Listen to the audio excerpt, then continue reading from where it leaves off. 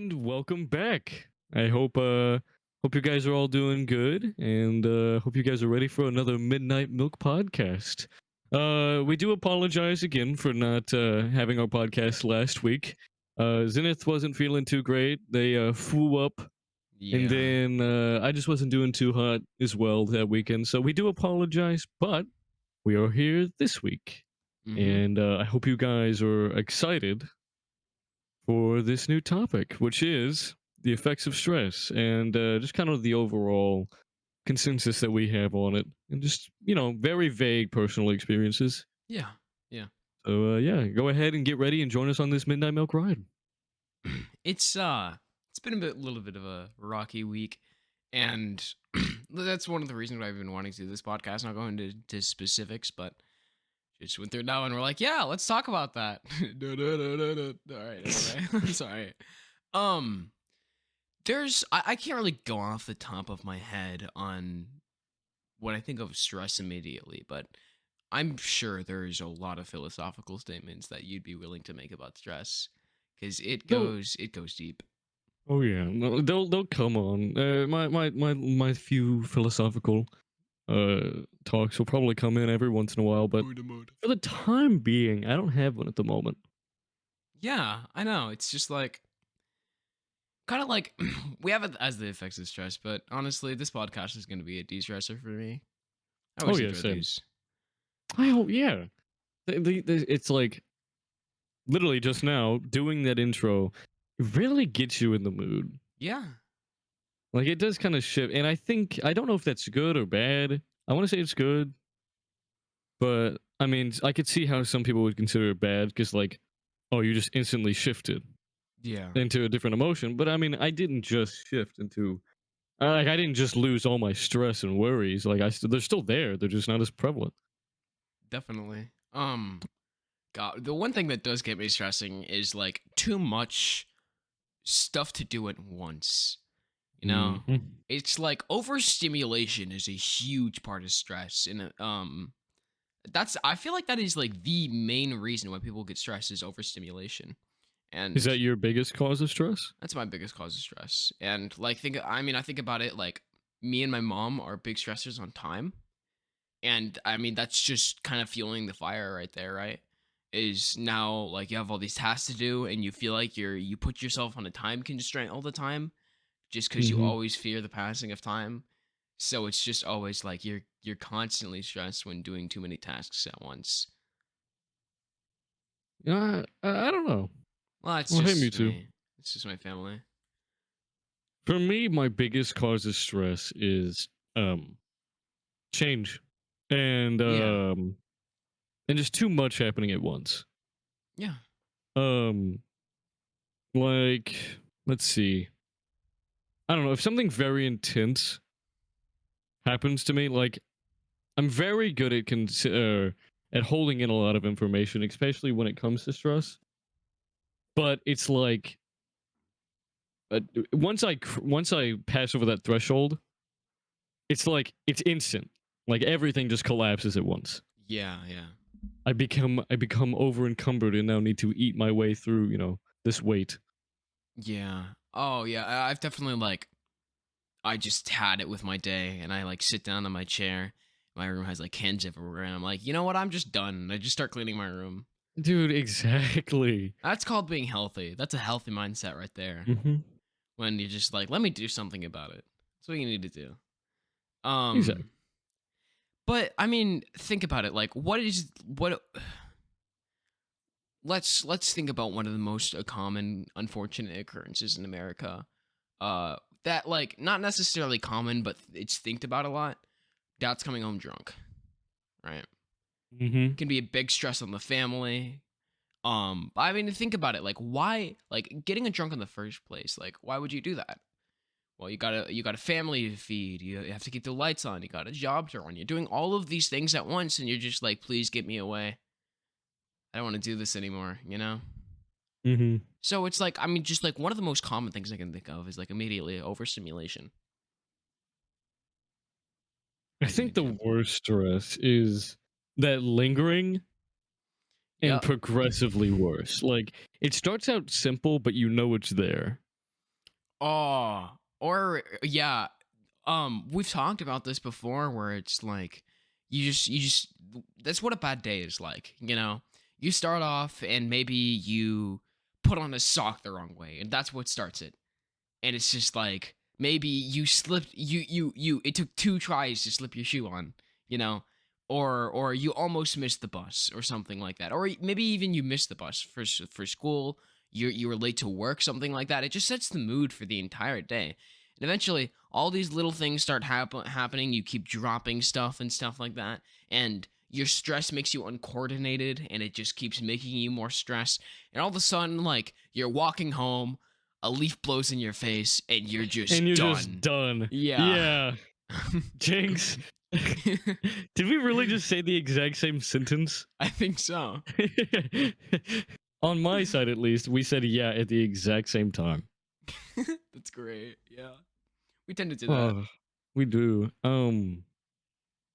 See, the way I see it is like the worst one is where instead of it being over the course of a day, it's over the course of days.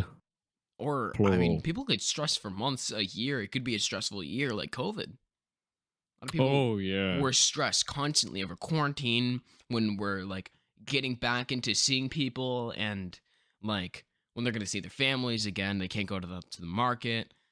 The fucking Honestly, toilet paper pandemic, bro.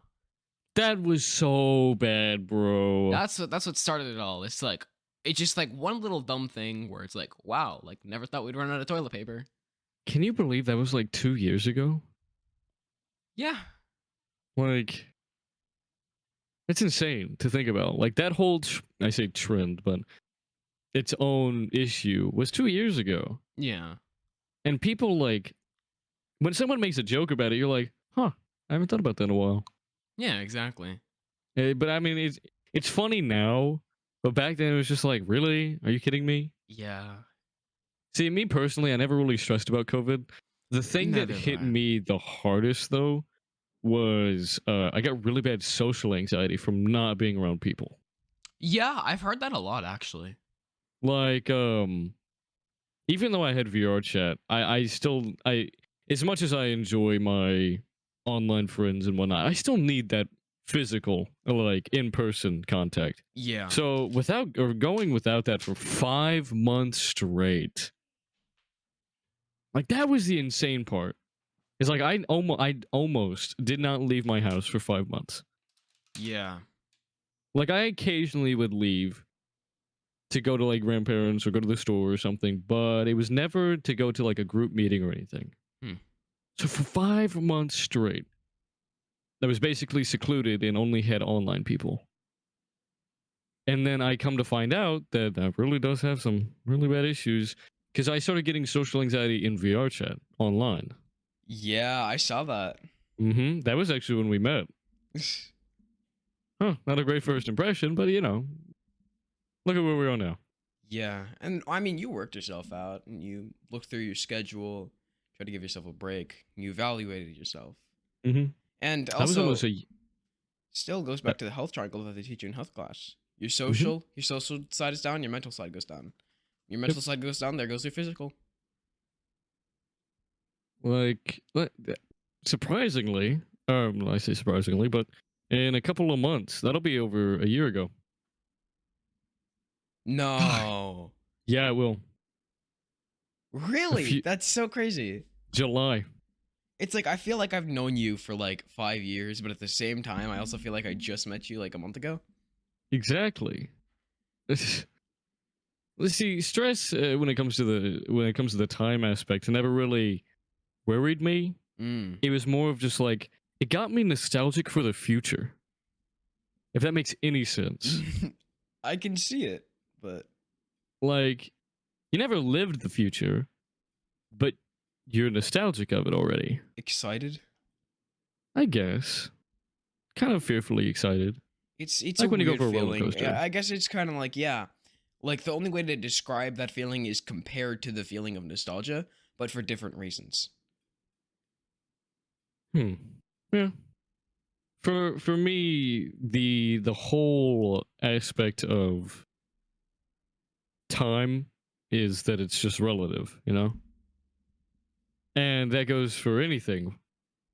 As an example, for one moment, you could literally count an hour down to down to each second, Yeah.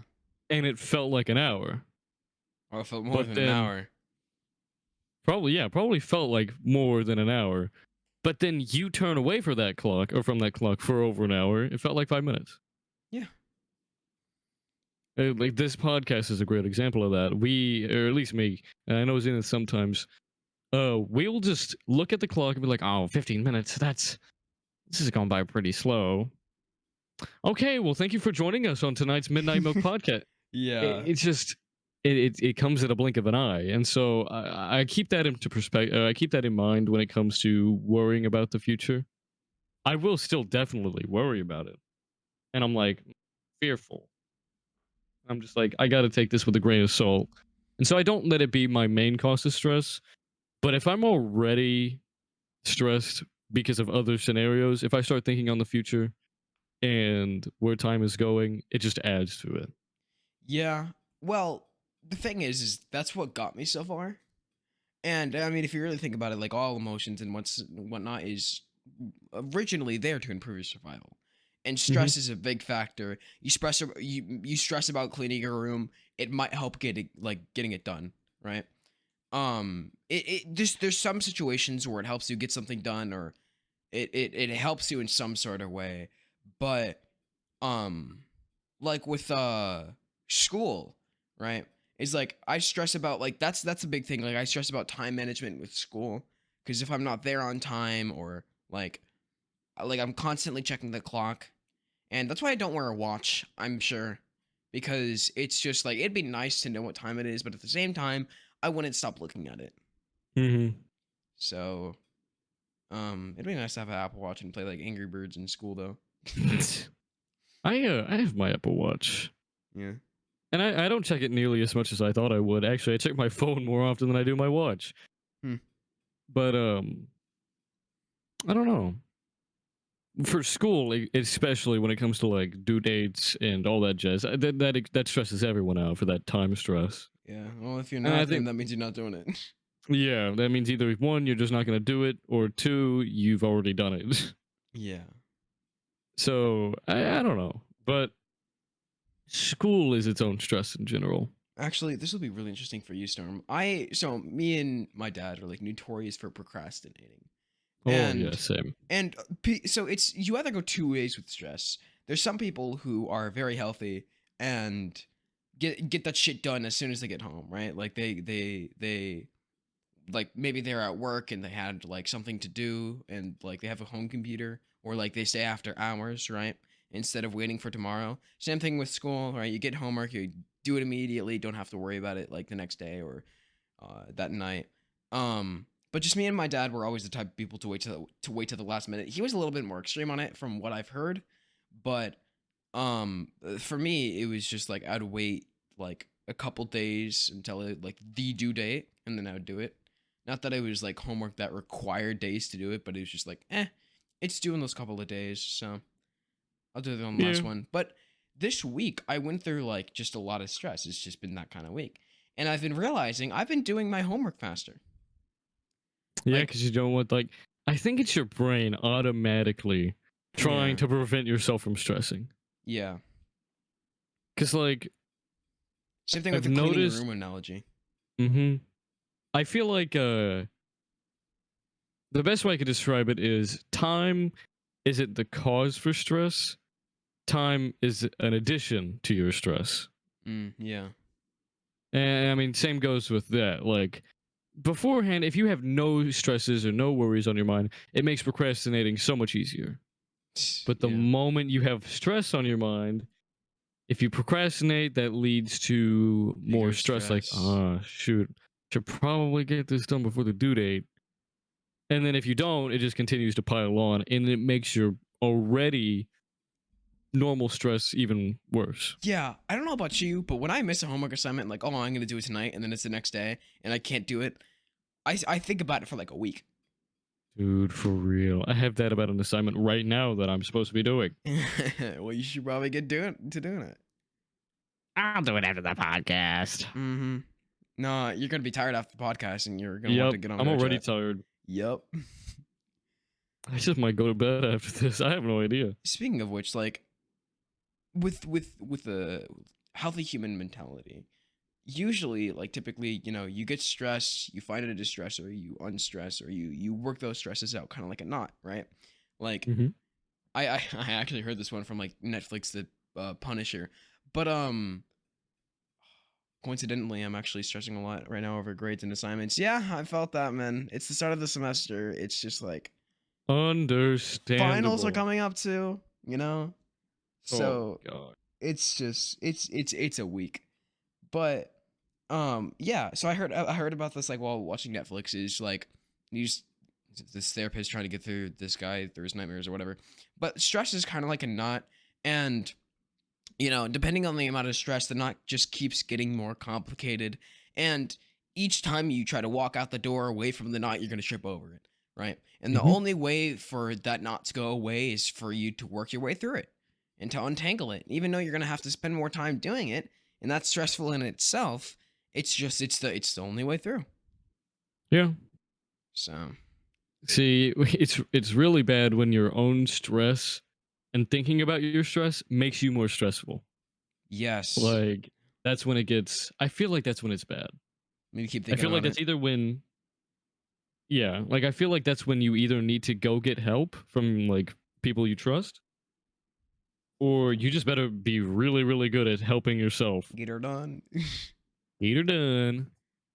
Like for me, especially, like I could probably work through 90% of all my stresses by myself.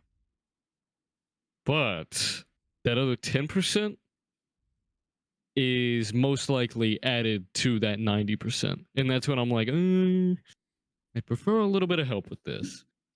Yeah. And actually that happened to me recently. You know what I'm talking about. But to just Yes. kind of leave it very vague, uh I have a big issue with certain things. And certain things will just boom instantly. I'm in a I'm 100% stress, probably more. Mm. Like it instantly sends me into I need to go call someone. Yeah, For example, I when never that reached that happened, threshold. oh, I've reached it very rarely, but when I do, I'm instantly there. Yeah. Hold on, before I continue. I got back. I get it, but work and my grandparents are trying to make me do things that I don't want to do or don't want to, but that's just my stress that I go with every day. I do have a good point about that one. Is I hear that a lot from either people getting out of high school or out of college, or either that or they're expected to go to college and just don't end up going to it. And then their parents, grandparents, guardians, whatever, are trying to force them out into the world, get a job. They care about them, right? But it's also one of just those big time constraints and stresses, and you end up procrastinating. It builds, and it's just, yeah, it just sucks, and that's about it. Yeah, I wish you the best of luck. I hope you can get through that. Yeah. But uh, the event that I'm talking about, um, it was just I messaged you, but I think you were Yeah. asleep because it was like 12 in the It morning. was 1 And a.m. on a school night for me. yeah, it was 1 a.m. on a school night, which if that puts into perspective how bad it was, I immediately got out of bed and got into Yeah. a Discord call and had to talk about it. It was that bad. I've never had to do that.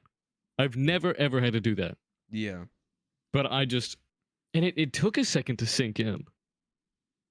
Cause like I looked at it and read it and I was like, oh. And then I went back to read it. And then it kicked in. Yeah. Yeah. And then it hit. So I think and the worst part is that I still am not really beating myself up over, but I almost like waited until the morning to look at that message. I've done that before. Yeah. Oh, and by the way, real fast for anyone wondering, I'm good now, and everything is good. Like everything's fine. So yeah, and that's just for anybody that's worrying. Just working through it. Yeah, but I didn't handle that at all. I didn't handle that well at all.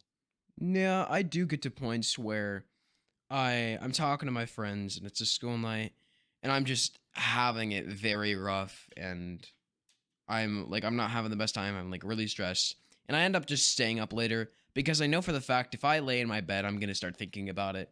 So what I just end up like talking to my friends, either working through it or end up like distracting myself, saying saving it for the next day. Like I like not about to deal with that shit right now. So I just end up like I talk to my friends for like an hour, maybe till 1, 2 a.m. And this is really cool, like about my parents, because I rarely do this, like maybe once a year. And my parents, they walk in my like they either walk in my room and my dad like walks in at 1 a.m. He's like, "What the hell are you doing up?" Understandably, because it's a school night. And I Yeah. just go like, not having it, man. It's just really like I'm getting off very soon. It's just I not having it. He's like, oh, okay. Like I don't feel like arguing about that because that's like he knows that I can work through it. And he knows that like I'll get to school on time. As long as I get to school on time the next morning, then he's not gonna get mad about it, right? Or either that or talk to me about the next day. Is like, were you okay last night? I'm like, yeah, just a little stressed about like maybe here like one thing like finals kept me up at night one time, so something As like it that. usually does. Yeah, and I just didn't feel like lying in bed thinking about it, so I just stayed up. And it goes understandable, man. So Yeah. Oh, I've done that before. But I mean, with me and my parents, like, really fast, like they say, some people will say, like, oh, your online friends aren't your family, or like they're not that important. They're your online friends. They can't compare to IRL friends. But I beg to differ in such a hard degree because I just don't talk to my parents about my emotional stuff. yeah, as Like you do. all of that is usually myself and my friends. Like and they've like and it's really weird because they've constantly told me, and I'll get to the reason why I think I don't, but they've constantly told me ever since I can remember, you can talk to us if you ever have anything that you would like to talk to us about. If you have any concerns, if you're ever going through a stressful situation, please just tell us and we will talk to you about it, or you can Mm, talk to us about it. We are always here to listen. But I think the fact that like the TV shows and the stuff I would watch on the internet, it would portray like don't talk to your parents or talking to your parents is lame. And I think I kept that yeah. stigma in my brain, even though they were constantly contradicting that. I just still um just thought that I was like, oh, I just don't need to talk to them about this. Yeah. I kept a happy front for a very long time. I'll tell you why people don't. And it's not because of like the oh it's cool or whatever, but people talk to their friends first because their friends will just help them work it out, go share their experiences, and you have time to untie that knot. You talk to your parents, they show immediate concern, and Hmm. they fear for the child, right? That's like immediately, and that just puts one more layer of stress on top of you. If you're on the brink, like either that, if you're on the brink, they might detect that and go, okay, let's try to assess the situation first before I express concern, right? But if you're not, and if you don't show it, and that's the last thing that sets you off, that's not something good to show in front of your parents to explode. Yeah, So it's just like then they're either going to be more concerned or they're going to be pissed at you, and it's just it's a different kind of relationship. It's family. exactly. Yeah, I definitely do agree with that. Like, I just don't want to stress my parents out. Yeah. Um, but one of the worst stigmas that I'm so incredibly happy I never kept was you're a guy and guys don't stress. I know someone who does that. Yeah, I almost fell into that stigma. I was in that stigma for a I while. was. Yeah. Like it was middle school. Middle school was when I would just hold in everything. I was this week. No, even back in elementary school, I would always hold it in. I have no idea why. The earliest memory that I have is back in like kindergarten. Hmm. I was at my school and we were doing Christmas pictures, and my nana came by to do the Christmas pictures with me. Yeah. And we took our pictures, but then she had to leave, and that made me really upset. Right? Yeah. I could have cried right there on the spot, and I felt like crying the whole day. So I was like, oh, I would just want to see my nana. Granted, I I was like woulda. 5 years old. I woulda. I did that. Exactly. But the thing is I didn't. Hmm. I had no reason. I had like no like I had no cognition. Is it cognition? That doesn't sound right. I had no thought that it was like, oh, if you cry, it's lame. Just didn't. I like held that in all day long. Yeah. That's the earliest memory that I have of that, Uh, and it still like sticks with me to this day. I'll tell you the type of kid I was, and I constantly think about it, even though it was like fucking third grade. But me and my friends were throwing Angry Birds around in the classroom, the Angry Bird plushies, and I had like an Angry Bird clip, and like it clipped onto my backpack, and I was throwing it around as like the red bird.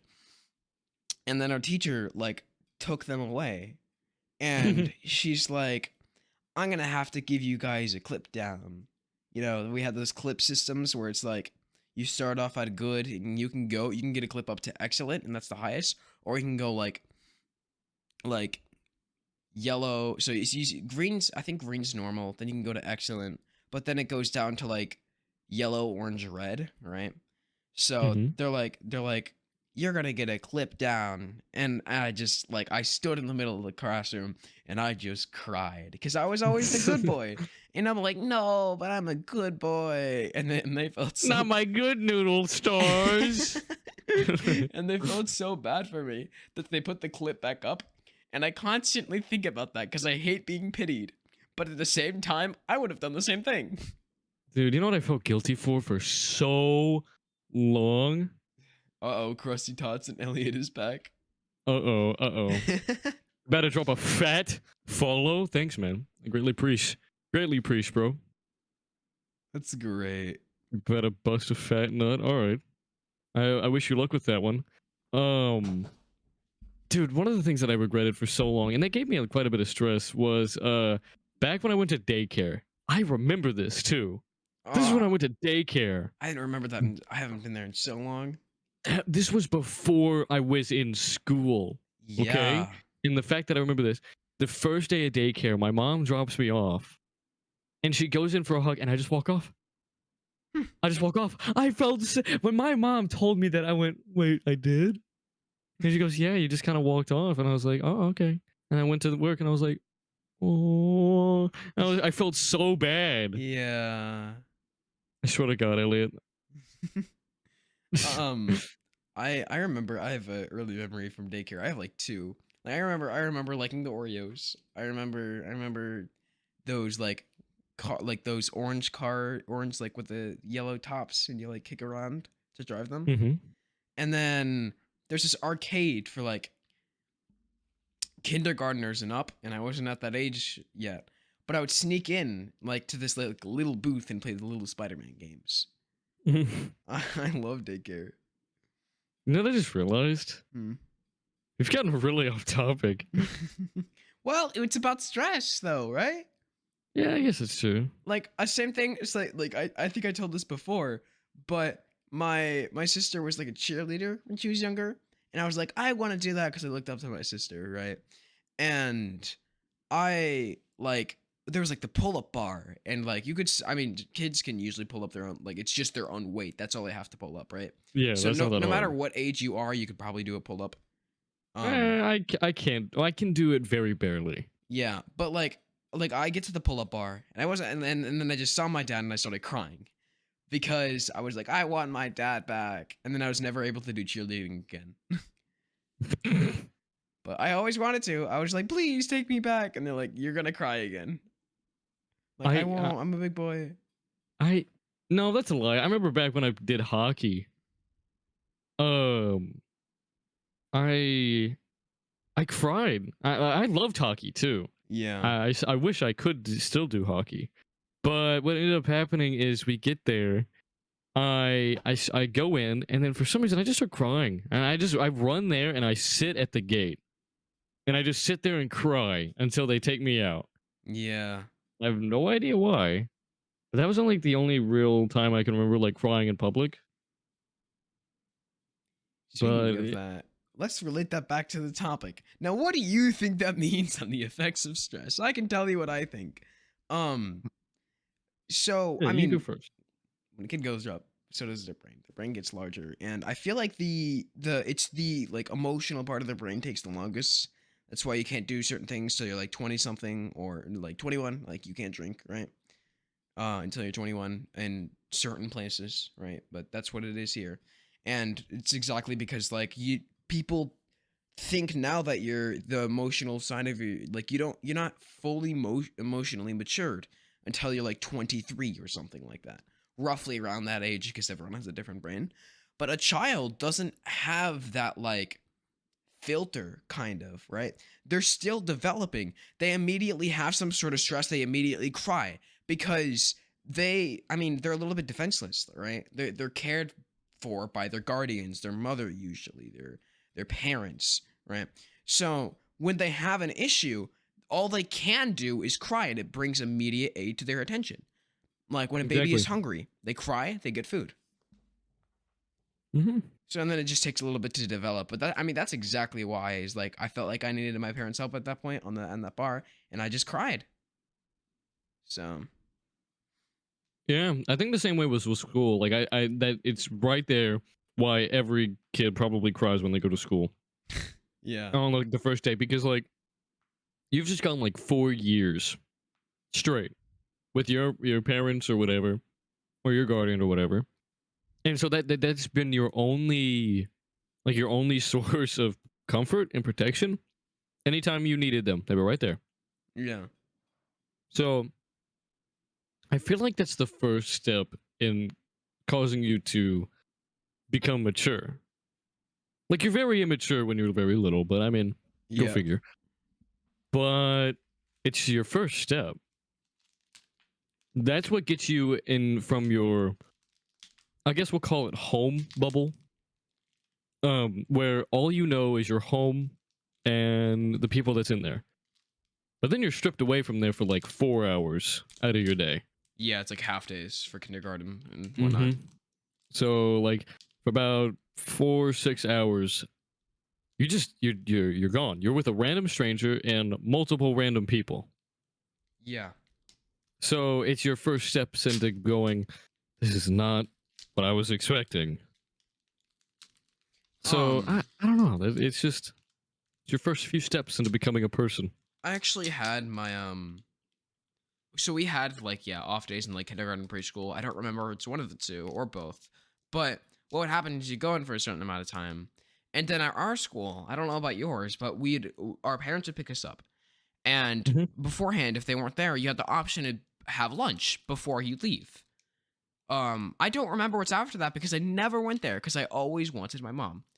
But um, I don't know. It's just it's more convenient the for the parents sometimes. Maybe they're out doing something, or maybe they don't have the resources to have lunch. You know, it's just less Hmm. money. They feed them for you. It's a okay.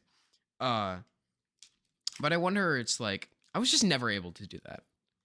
I wonder what that says about me. Hmm. Always had the option. I was just never able to.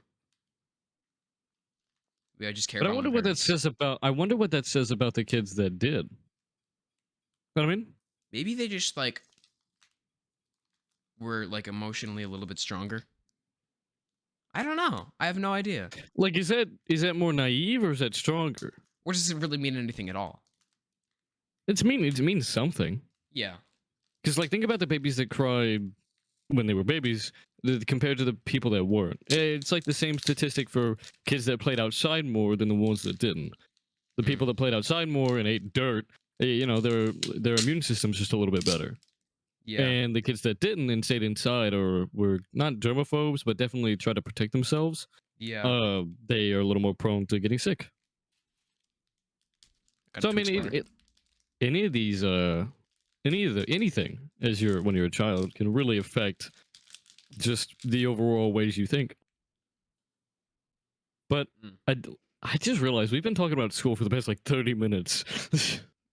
Well, it's on with the topic, man. It's very prevalent when it comes to Yeah. stress. But at some point, I do want to move to. I want to dive into the deeper sides of stress. Mm. Because so far, we've really just talked about like the minor inconvenience stress, where it's like Yeah. We want to go it's time extremes. it's time based stress, where it's like usually the stress that you go through that is just very minor is stress that you will go away once you complete a task. Mm. Usually it's when it comes to school or work or something like that. But and I mentioned this earlier when it comes to the gradual stress that sticks with you over days. Now, some people are able to just snap and get shit done. What do you think that says about the people who don't? You've seen people like that in school, where Hmm. always like, I mean, middle school depression as well. Everyone's seen Ooh, that, yeah, I where had that. everyone's, yeah, same. Sixth grade, everyone was Yeah, depressed. same. Why do you think that is? Puberty. It's when it's the strongest. Right, that's right. Surprisingly, it's not when you have like you would think it would be when you have your growth spurt, but like it's usually sixth grade right as it starts. Yeah. But I think that's just because it's like, Also switching schools as well. Well, actually, it depends on the place. oh no, like I was in the same school already. Whenever I got into sixth grade, Mm, I had been there for 3 years, yeah. four for preschool, but then I left and came back third grade year. Yeah. I've been here ever since. But Um. I don't know. Yeah. Interesting. But what does it say about the people who aren't able to get over that hump and just hold it in for years, right? Yeah. There was I've had it to expire in so long; they're actually like really good. um I don't know. I know me specifically though for 3 years back in middle school. That was when my emotional expression was the worst. It was so bad it almost cost me a lot of issues. Yeah. I will not get into specifics because that's a little sensitive. But you can Personal. get the context clues. No, not even personal. Like I wouldn't mind talking about it. It's just very sensitive, and I don't feel like putting another trigger warning. But Yeah. I think you can imply what I'm talking about. Either way, but it was just so bad. I would never talk to anyone about my emotions. It was because I was running off the stigma that I'm a guy. I don't need to talk about my emotions. So I just wouldn't. Not even to my friends. So anytime I would feel bad, I would just let it linger. And so it would sit for weeks. And it would just it just built up, and it just got to the point where I would just lash out on people. Okay. Here's an interesting way to might get this into a little bit of a philosophical kind of mood. Um, there's a everyone's noticed there's a huge differentiation between stress management between females and males. Not necessarily one does it better than the other, but they do it differently, statistically speaking. And it's kind of weird because it's like, well, all they have necessarily is just like one different chromosome. Like one like completely different shape of a chromosome, right? Well, And yeah, but that one chromosome affects like all the the cells whole in way their you're. body. Yeah, like that one chromosome literally like affects the amount of chemicals you get in your brain, Yeah. which It's just very interesting to watch and think about because it's like, we do have to be very careful with what we say though before we yeah, get very that's why controversial. it's gonna be like a lot of statistically speaking. Uh, And I'm gonna go for both sides as well. Statistically speaking, you might be able to see, and I'm not, I can't really speak for the female side of things because we're not females. we're not females. But I mean, I am. for Listen to males, me. quite easily, you can see statistically speaking, a lot of them tend to bottle it up, and that Mhm. goes back to the same analogy before of people getting drunk. Yeah. Is you statistically see, I'd think, more males at a bar. Mhm. So it's just, and they also have to run the house as well, because here in America now is statistically usually it's the male is the head of the house. And I've also, like, for different cultures, different heritage, different whatnot, different places, it depends. Like certain families have the mom being the head of the house, certain families have the elders being the head of the house, right? But Mhm. here normally it's it's the man of the house that runs it.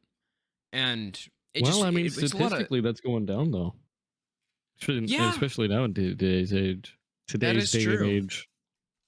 It's just how But it was for a while in America. hmm the biggest thing that I'm seeing now is because they were taught to bottle up. Yep. Like they weren't taught to speak out. They were taught that oh, respect isn't earned; it's given. You know Yeah. what I mean? And so they were brought up with this thing. And I'm not saying this goes for everyone. Some were better or raised better than others, and some were raised worse than others. Or just differently.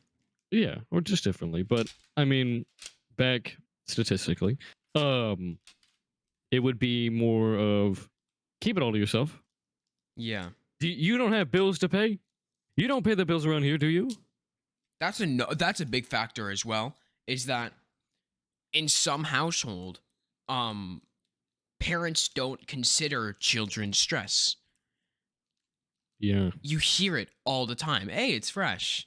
Hey, fresh. You hear it all the time. People complaining about. I mean, maybe in school online. I actually in my English class in 8th grade, we actually talked about this with our teacher because they were really cool. But they would always go like, "Yeah, it's really weird because parents think that they always, at least from what the teachers heard, they always hear kids go up to them and go, my parents always say that I don't know what a real stress is." But I mean, if you really think about it, is like stress is a lot more prevalent to a child because they're going through all of these chemical changes in their They're body. growing up. Yeah. They're growing up. They have to learn how to think about their stress. But And not only that, like they're learning what existing is. they're learning what stress is in the first place. So Like it's all of a sudden they like come up and they're like, what is this? What is this feeling? I feel terrible. This is Yeah. shit, you know? like the greatest example, or like even to add on to that, they're it's not just that they're learning how to be a person. They just became a person. I was ripping off the tape of the Kit Kat. Like I think you can remember the first day you kind of were just like conscious. You know what I mean? Yeah. 'Cause when No, you were a I can easily toddler, think of that. like when you were a toddler, you might occasionally remember some things, but that's just because it was really important to you. Mhm. And you're just like, oh, okay. And you did your baby noises, and then you went on with your merry way. But then just all of a sudden, especially usually when puberty hits, you realize you exist. Yeah. So then you start getting, just existential and whatnot. Here's an interesting fact, and I always bring it back to this every podcast. But animals, if you think about it, people always bring up the thought of like it's really interesting how humans were the first organism to name their own brain. But who's to say that animals haven't? Right? And to think about it, like, what's the threshold? Because, like, for children, it's usually like they start thinking of like themselves that are on elementary school, and they start thinking about their like stress in middle school, something around Mhm. that. What's the threshold for animals? For a puppy, like looking at a puppy, like where do you see that growth? Probably, COVID. What COVID was a great example of that. for animals? Yeah. Think about a lot of the animals that like were with their owner for like 5 months straight during quarantine when they were just adopted, and then they Mm, were stuck in their home. And this is, and I'm just saying for yeah, puppies or kittens, they just were adopted into this brand new home for 5 months straight with their owner, and they didn't leave. And then they do, because quarantine lifted and they have to go back to their job. Now that animal has to go through separation anxiety, and it you see just that. yeah, you can see the stress. Not only that, but you can feel the stress. And there are some studies shown or whatever that they say that animals can sense your stress, Yeah. and so then they'll be there to comfort you. I still don't know about that one, but it seems Same. believable. I'm always testing that one. Like it seems believable, but I don't know. Every person's different and they display stress differently. And there's a lot of people out there where you can't tell that they're stressed. Or you can't tell Mhm. when they're stressed specifically as well. and You know it what's so makes it really heartbreaking hard to though? help them. Yeah. It's so heartbreaking when you see that person that like is never stressed. Oh, well, quote unquote, never stressed, and they're always got that strong face on. But Yep. then you just see them break, Everyone and has a point. Everyone has a selling point. yeah, like that was what happened with my grandpa, my great grandpa. Mm, When my nanny died, he like I've never seen that man cry, never in my life yeah. until that day, and like it was so upsetting. It was so heartbreaking. And even if you talked to him, he would have been like, "Oh, I'm fine. I'm fine. Don't you worry about me. I'm fine. I'll be fine." Yeah. And he's got that southern accent too. So yeah, you have to give it to him. Yeah. But it's just those people right there are the people that don't necessarily scare me, but definitely make me go, "Ooh." Like I thought I was good at hiding my stress, but these guys are on a whole new level. But I've definitely broken out of that shell of like not talking about any of my emotions. I decided that on eighth grade year. Like I was like, my eighth grade year, I was like, I'm gonna change.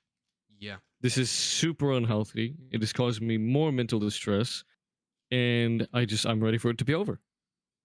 And so I started slowly to develop me talking to my friends, talking about my emotions, actually crying. Like I don't know. You know, it's really interesting because it's really hard for me to think about like a really quick and easy philosophical statement to throw it out for this podcast. And I think it's because just stress is just that prevalent that everybody thinks about it every day. So it's kind of hard to make like a little bit of a statement that gets you kind of thinking and is like, Hmm. whoa, I've never thought of it that before. Because probably all of those statements that we could make was probably said from Buddha. So it'd be kind of hard to like not repeat what he says. And I mean, we can go into an entire discussion about meditation and stuff like that. But I've also realized a couple days ago that like I've always wondered, I'm like, why don't people just meditate? It's easy. Like I've meditated before and it just like it made me focus on the present. It's really easy. Here's like a couple factors. Some people just aren't able to stop thinking. Hmm. Like ADD, ADHD is a common example, but some people don't even have that. It's just that's how they think, you know? That's how they got Hmm. through things. It helped them survive. But also, if you have another de-stressor in your life, like my dad has golf, right? And if you like say you play a sport, that's where you take your stress out and you're still a little bit stressed, it's kind of hard to sit down and have a second distressor on top of that. It just throws more into your schedule and if anything, it makes you more stressed. Yeah, that's why. Yeah. It's especially why I knew I needed to be able to vent. And so that's what I started doing. Like at first it was music. Like music is still one of my biggest de-stressors. Yeah. And so it makes me really angry. And that's why I get so angry over music. And we might talk about this foreshadowing. We might talk about this in another podcast at some point. But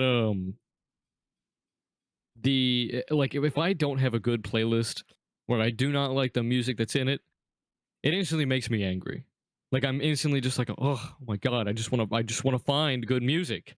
Come on. And so then I'll just get really peeved at it because it is so prevalent in me staying less stressed that when I can't listen to music that I enjoy, it instantly just makes me angry.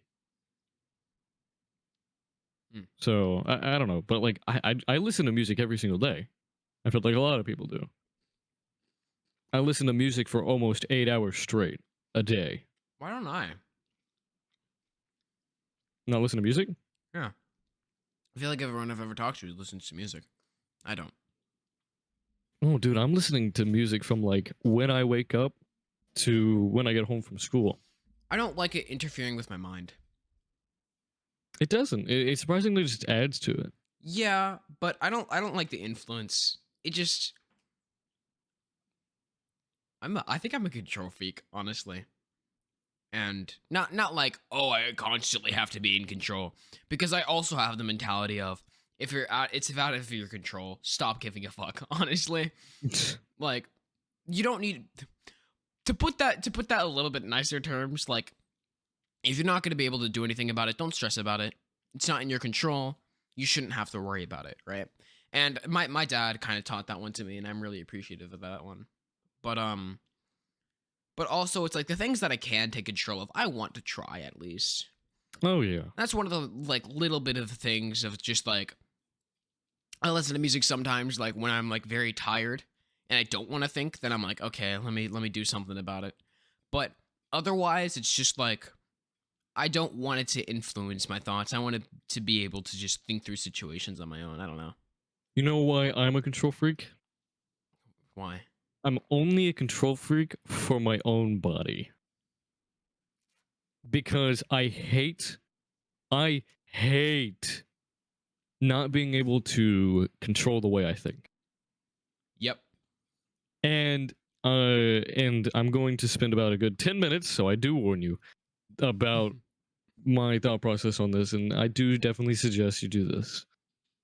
Maybe, I don't know. So, for me specifically, when I am not stressed, I am not, there's nothing worrying me, there's nothing, sitting on my shoulders that I'm thinking about. I get to do things that I want, like play my video games, talk to people, or do what I do a lot, which is self evaluation of my day slash week slash month. I do it almost every day, if not it's every other day, so on and so forth. I will just take about an hour to 2 hours to just think about what I did. And you can multitask and do it while playing a video game. Just sit down, think about the actions that you made during your day.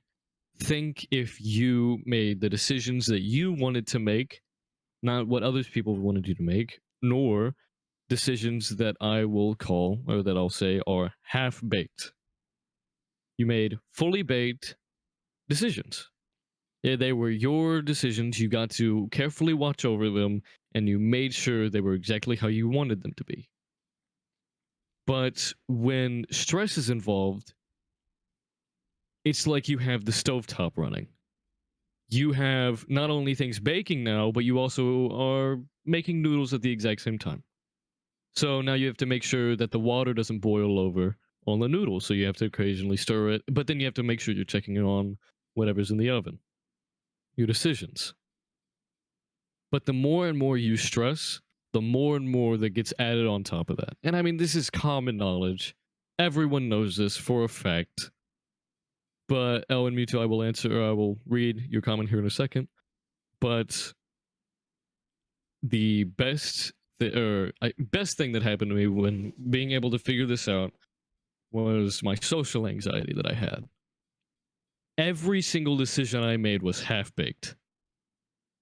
The reason why was because I was not able to take time for myself. I was not able to sit down, play what I wanted to play, and think about my own thoughts. I was always making plans. I was either working during the summer with my grandma for my job, and then during my breaks, I was talking to people, either helping them vent or letting them vent to me and helping with them with their stresses, or I was just chatting with people. So I was not spending any time for myself. And then when I would get home, I had already made plans that day because so many people were wanting to hang out that I was like, oh, yeah, I'll hang out with you.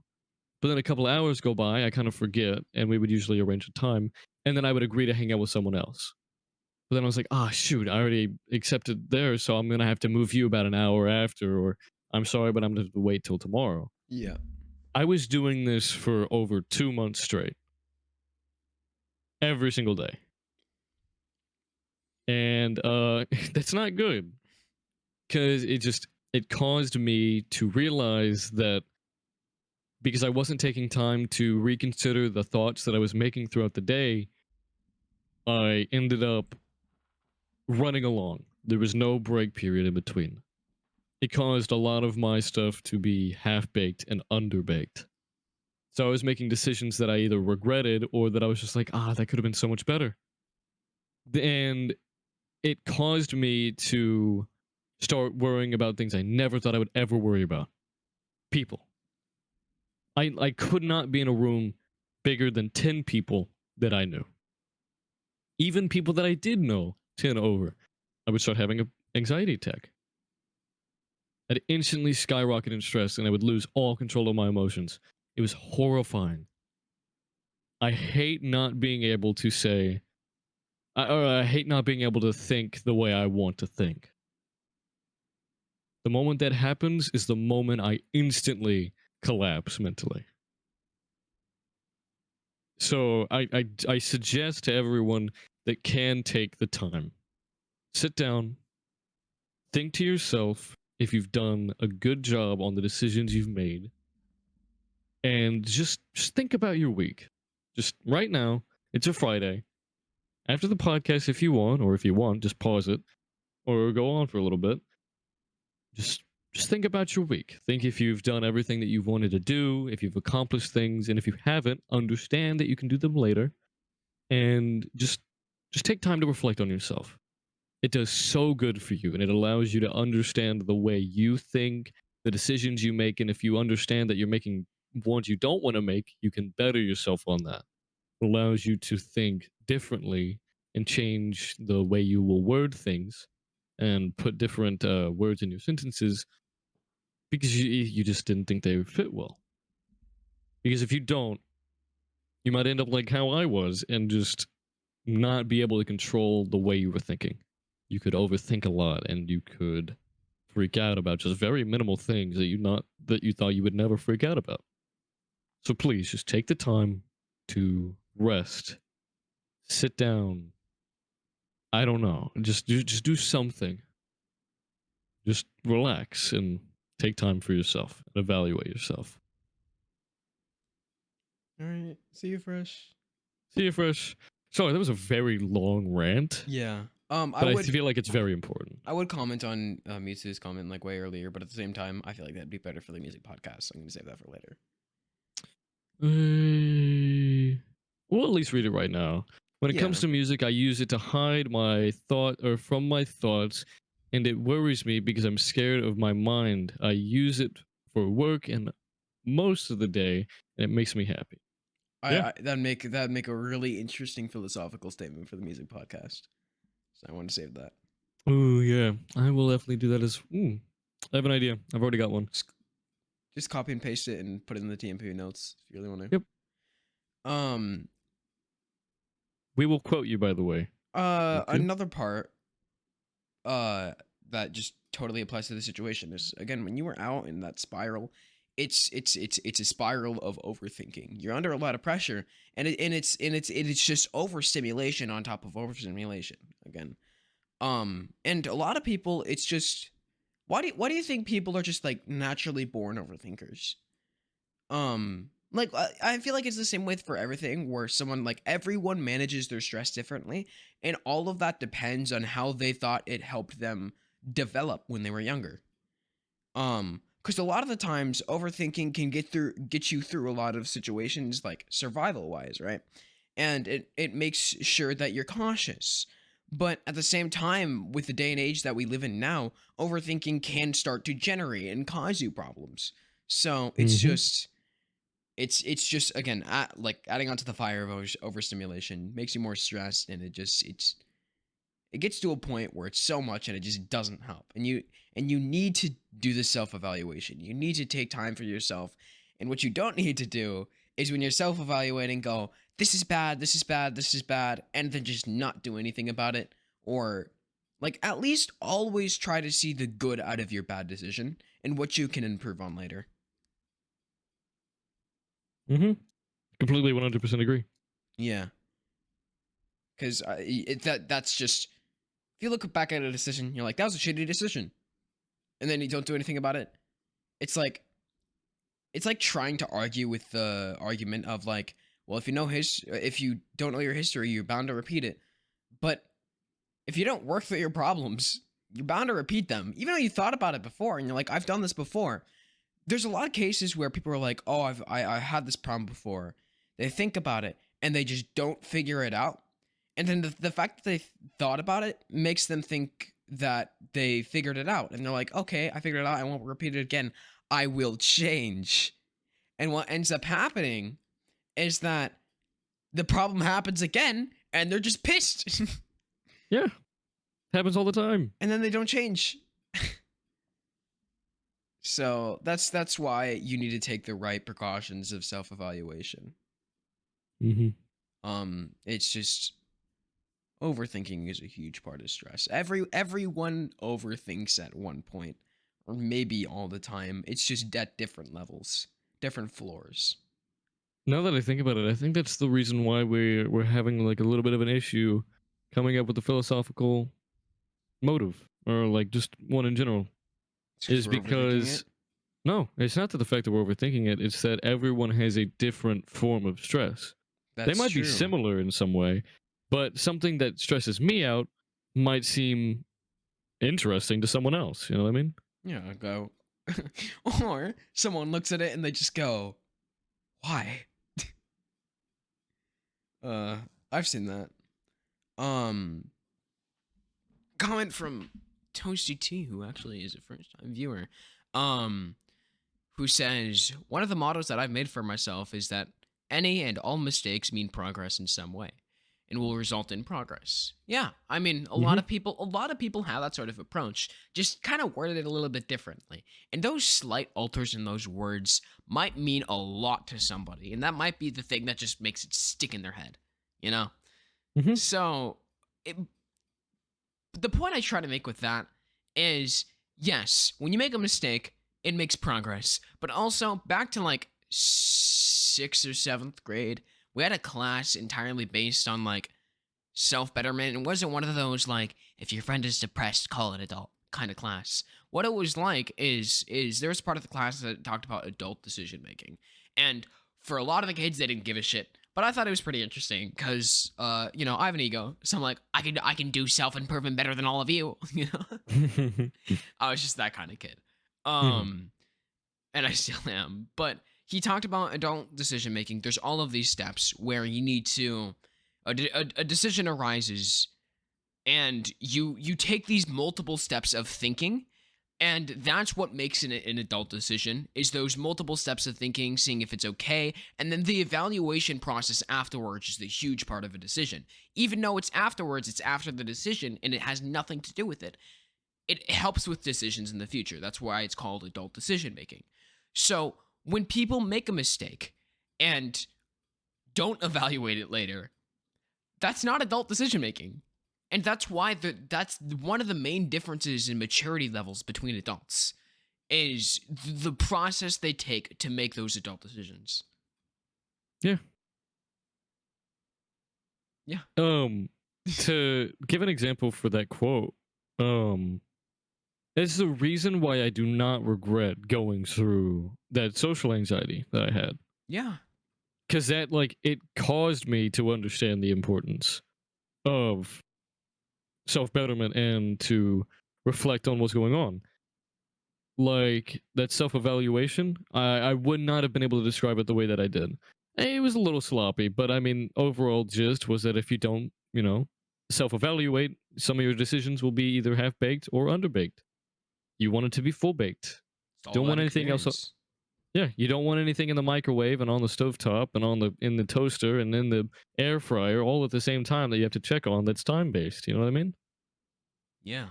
Take the time to do one at a time, and you know, and with all even then with all that food, once it's all done, it's all on one plate. Then what are you gonna do? Eat it all? Sometimes No, people it's can't stomach it. yeah. Once all of that food is cooked, you gotta eat it, and if you can't, you're gonna puke it. But at some point, that food's got to go somewhere. And it's either in your stomach or it's just going to sit there. So you got to do something at some point.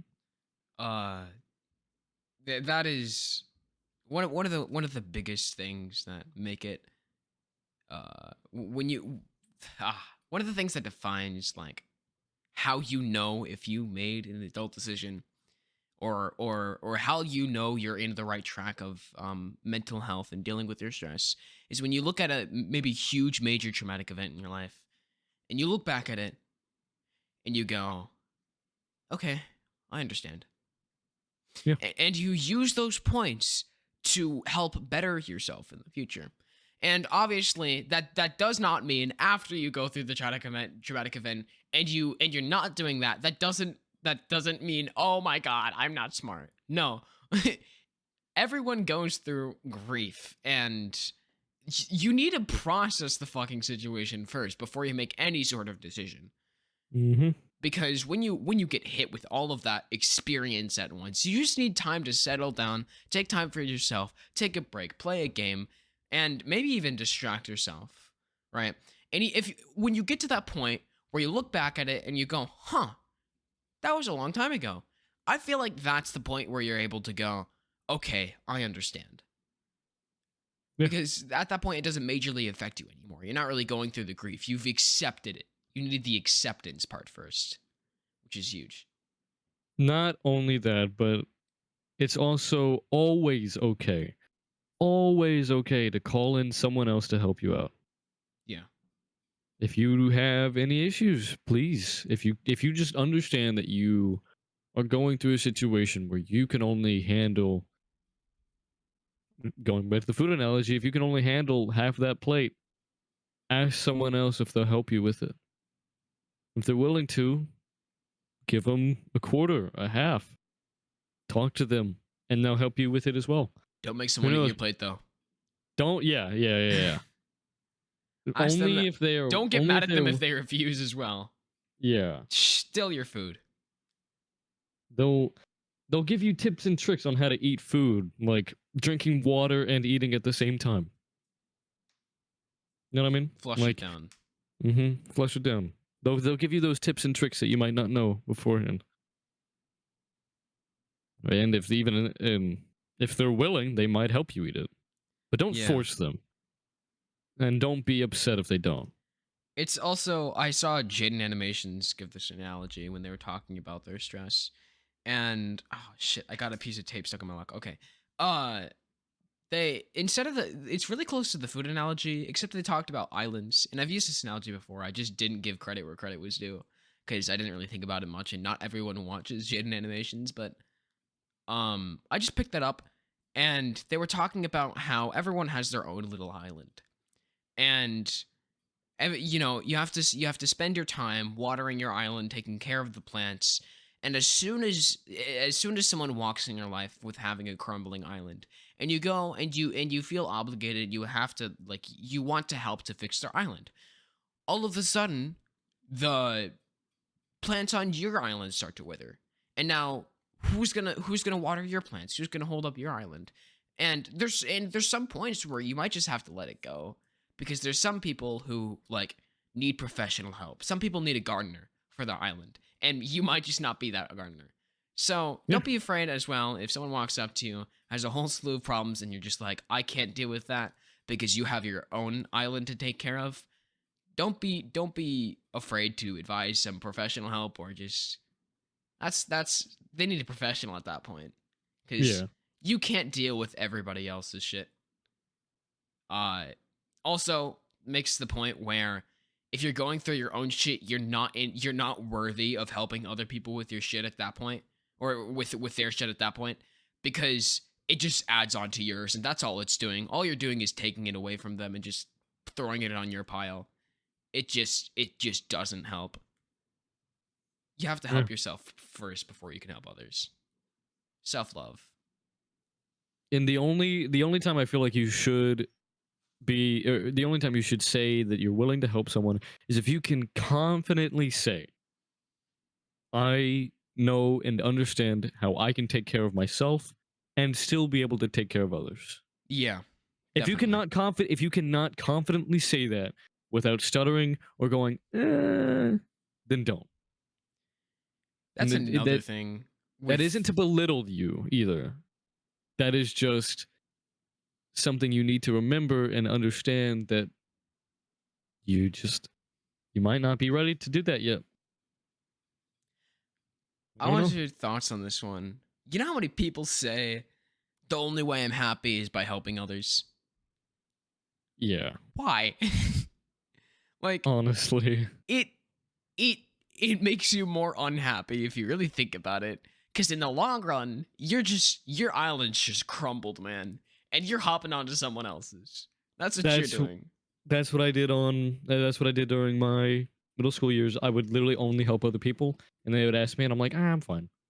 Yeah. And so then it was just You put like I crossing was tape around yours. I said no entry, and then everyone went around it, but I was on a boat with everyone else, Yep. going to each island and giving them my half baked, no, quarter baked expertise. At that point, that's uh that's garbage food right there. Yeah. Like that's raw. Raw meat. Especially back then too, where I had no idea about anything. Not only that, but like evaluate what advice you're going to give them. Like if you are going to be Definitely. helping anyone, Where did we talk about this? Procrastinating have on we? Change podcast? Did we? Where we talked about helping other people. Oh yeah. Oh what? No, we did. What? It's still prevalent. It's still prevalent. And for Yeah. the people who went here and oh hi. Thanks for the heart. For the people Thank you, who Pancake Email. for the people who join this podcast and haven't seen the other ones, which by the way, go check out our other podcasts. And also, if you haven't already, we had an evolutionary religion podcast. That shit was great. We had a special Oh, yeah. guest over. He was actually my uncle, which sounds a little funny, but he knows his shit. He does his research, and it was actually a really interesting podcast. Go check that out. But definitely for the new viewers that come in and haven't really seen any of our stuff, this is important stuff to talk about. This is crucial. Oh yeah. Not only that, little ad break, I guess. Go check out the YouTube channel where we post all of the clips that you are watching right now. Will be there probably, most likely, by Sunday. Yep. And for the YouTube viewers, if you want to catch us live early and with bloopers, which basically just means we have a 3-minute start and we talk about random shit, check us out on Twitch. We're Yep. live every Friday at around, we go live around 8:30 p.m. Eastern time. So go check us out. Yeah. And then not only that, if you would like to hang out with the community of everyone here and join the Midnight Milkers, we suggest that you go down and join the Discord server. Links in You the will description. catch all of the announcements from when we post a new video and to when we go live. Yeah. Not only that, it allows you to give suggestions, and someday you might possibly be part of the podcast from a live event. Hint. You never know. Gotta stay tuned though, and join the Discord. Cough, cough. Cough, cough. Foreshadowing. Anyway, as we were saying, As we were saying, stress. stress. It's very crucial in understanding how to handle it. Smooth. Very smooth. What more is there really to it? Well, there's a lot more to it. Yeah. We are very surface and common knowledge level. What more on, can we say as two high schoolers about stress?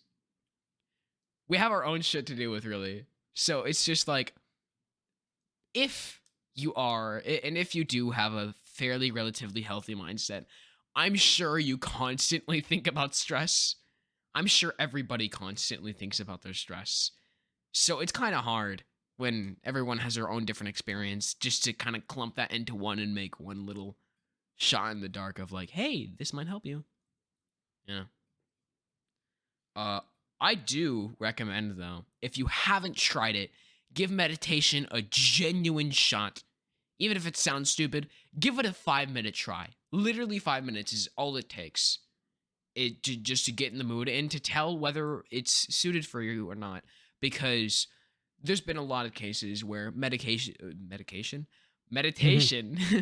can just help you forget about your problems for a minute and just sit there and enjoy the moment. Try it out at least once. Give it one singular shot for 5 minutes. not only that, but it can also, depending on what you do, it could possibly help with your tinnitus if you have it.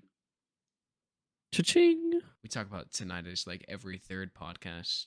You really do. Smorty, Um, you Y9 Pori Pop? Interesting.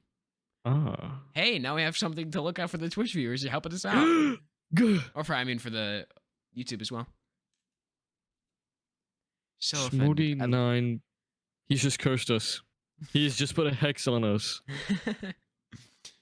Oh no, I'm Cubic starting to forget.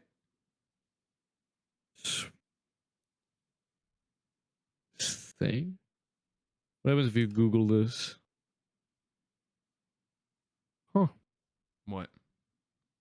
Something pops up. Oh my god, I accidentally opened up CPU. Gmod Fortnite card. Interesting. Is that their username? Are they promoting? Oh. Oh, that's interesting. That explains a lot. Yeah.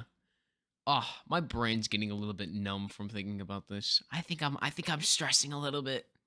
Oh my god, I just read that once over and I just realized Gmod Fortnite card. Yep. Whatever. How do you But- think video games contribute to stress in any good or bad way? They can do both. Yeah, I want to hear about it. Well, you have every single aspect in the sense of de-stressing. For example, I usually will go and play VR chat and hang out with the community. You know, that helps me de-stress. Or if you really want to, if you're really into it, you can go play some first-person shooter games and get your anger out, which is can be tied to your stress. But there are certain things where stress is good for you. Because yeah. I feel like that's I feel like that's one thing that a lot of people just forget. Stress is good for you at very Why it's small there. doses. Yeah. Yeah. Doom Eternal really does help get your anger out. Dorn. Or it doesn't, and it makes it 10 times worse. Yeah, I love Gorn. That's what I. Oh yeah. Blood and sorcery. But it also tells a lot about you Look. when it comes to what you do. Do you not just sometimes want to just absolutely beat the shit out of someone with no repercussions? Oh yeah, no. There are times where like I'll be playing hot dogs versus and hand grenades, and I'll have like swag rounds, which are basically slugs that explode. There's two different kinds, but I'm not gonna get into it. But if someone makes me angry in hot dogs, like I just keep missing my shots, I'll just unload. It's like I'm done.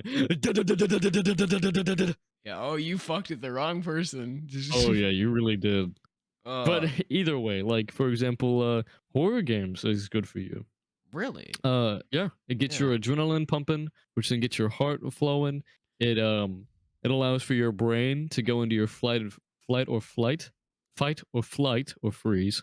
Oh, that makes me And, worried then, Why? because I don't get scared much in horror games. Uh-oh. Well, that's not that bad. Yeah. I just genuinely like in VR chat. There's like the horror maps, and I'm just like, oh, this is kind of shitty. And I'm always the first in line. Haunted houses too. Those are just like, it gives me a little bit of sense of dread, but at the same time, I just kind of like walk through and plug one ear, and they're trying to like. I went through one where they can like grab you and kind of like a little bit role play into their character, right? And it's just like they never went after me, you know. They always went after the scared person, so it's just kind of like I was just sitting there with a blank expression, and they just kind of get a little bit pissed. So, We've noticed Cubic.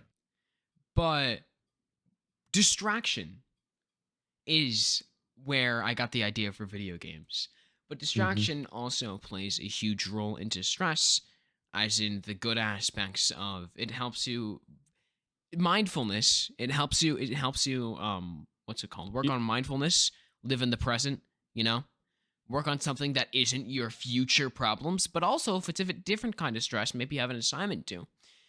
It either builds on top of it because it's in the back of your mind, or it's it just makes you more stressed later. It just pushes it off and bottles it up, you know? I think another thing a lot of people forget is that like the reason people will de-stress by calming down is because it allows them to get into a good mind space. And it Yeah. allows them to calm down and then be better suited to deal with their stress. Because if you're just if you're having trouble breathing and you're trying to de-stress, or if you're trying to like go through your stresses, Yeah. you're not gonna handle them that well. So Hard if to you distress take while stressed. yeah, if you take like a couple of minutes to listen to some music, play a video game, to just get into a little bit of a mind space, you can you could probably cut the amount of time it would take to fix your stresses and worries in half. Yeah. Speaking of which, I'm gonna play Blend and Sorcery afterwards. It had a new update on like December 15th. It's like a dungeon update. It's really cool. I'd like to show you, but you have your own shit to do, so. Yeah, It's really cool though. but yeah, I don't know.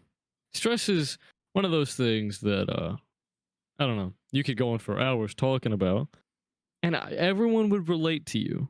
Yeah. You could bring it up any way you wanted. You could talk about stress and yeah, go grab some milk. Milk can help you de-stress. But uh what was I talking about? Stress? What was I saying? Yeah, what about it? I don't remember. You think I paid attention to you? No, What was I saying? it's something along the lines of shit. No, something along the lines. Yeah. I remember now. When it comes to talking to people about stress, like Yeah. you can describe it in any way, shape, or form, and they'll be like, "Yeah, I get what you mean." Either that, or they'll be like, "Yeah, I get the stress part, but the way I see stress is this way." I love hearing that. I love hearing how people, um, like just sink in to stress. Like Yeah. hearing how they de-stress, but then also hearing where their mind goes when they do stress, like when it gets to them. That's it. That's That's another interesting. thing. If you are stressed and you keep on putting it off, that's the point where you just simply just talking about why you're stressed. If you're just stressed and you don't know why, that's where you just get in a call with a friend and you just go, "Hey, I'm stressed," and you start talking about it. You just start Yep. telling them why you're stressed.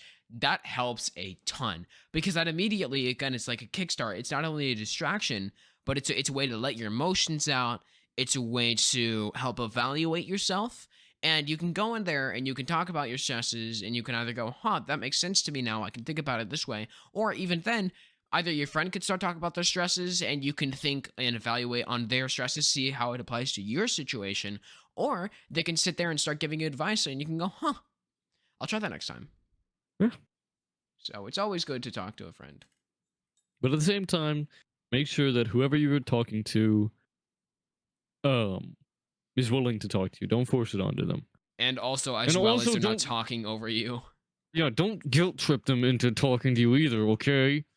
That shit's Like, terrible. if you the people that I've met that are like, "Oh man, I'm really stressed right now," and then they go, you know, I'm just sick and tired of it all. Yeah. And then you say, "Oh, sorry, I just can't. Not right now. I'm going through my own stresses." And they go, "Oh, that's fine. I'll just sit in my own self doubt and wallow in my sorrows while my stresses eat me alive." And I was just like, "Stop, stop, stop." If people don't realize it, and that's the worst part, is there's so many people out there who make unintentional guilt trips of like, okay, I have two things to say about this. If of like they say certain things and like every time maybe their friend says something negative about them, they take it like very harshly, right? And it just makes them like makes their friend just in a bad spot, you know? And also it's like you constantly talking about like, "Oh, I'm stressed," and you just constantly bringing it on them. Like again, they have their own island to deal with. Don't drag them over to yours. But at the same time, you also need to manage like that also doesn't mean you shouldn't talk to people about your stress at this. Like you need to find that happy medium to where you know it's healthy for you and the other person to talk about your stresses, right? As long as Mhm. you're going in there and willing to fix yourself and you're willing to learn why, and you're actually able to go in there, look at your stress and go, okay, I understand why I'm stressed. That's when you're okay to talk about your stresses. But if you go in there, say I'm stressed and leave it at that, that just leaves everyone in a bad mood. Yeah. So it's just the people. Yeah. For real. Oh, that's what leaves a lot of toxic relationships as well. Is, Oh yeah. you get in a relationship and this person finally has someone to open up to. Every single day they're just talking about their shit and you don't get a break. And the one day you're just like, I have shit too. And you want to talk about it, they go, my shit, my shit, my shit. And they don't let you talk. And it's just like you Either always feel obligated to push it down and help them. or you could just go, or they do it in the sense that you're like, can I talk for a second? And like, I'm so sorry, I just really just don't, I just can't do. I'm so sorry, my stresses have been worrying you. I'm just gonna go and leave. Yeah, profusely talking about it and like almost threatening to leave just makes everything worse. Yeah, it just. If you do something wrong, instead of profusely apologizing it, fucking like figure it out. You gotta look at yourself and go, okay, what can I do to help? Like, what can I do better? How can I make this better? And like, there's more ways to apologize than just saying sorry. Like, maybe if you fucked up, right, and you made them say, maybe you feel as if you did like manipulate someone on accident, just say, I'm sorry for like putting you through this, but I do like genuinely feel like I'm good now. I feel like I can evaluate through my problems and own up to your shit. Oh yeah. Like, But don't say sorry more than once in the same sentence. if you genuinely do it by mistake, you did not know you were doing it. And this isn't me advocating for the people that do it on purpose and then act like it was a mistake. Oh yeah. No, I'm talking about the people that just genuinely do not understand what they were doing wrong. If you were just genuinely stressed and you did it on accident, there was no premeditated form of you trying to get something out of them. It was just, it happened and you were just in the moment. But then afterwards, you realize that you might have accidentally caused them stress and accidentally manipulated them. If you genuinely give them an apology and you say, hey, I'm really sorry, I did not mean to blow up like that last night, or I'm really sorry, I shouldn't have pushed that onto you last night, it makes you look so much more respectable. Yeah. It allows the other person to understand that what you did was a mistake. Own up to that mistake. Also, if they say it's okay, what that means is it's probably okay. That means where you could that's the point where you go, thank you for listening.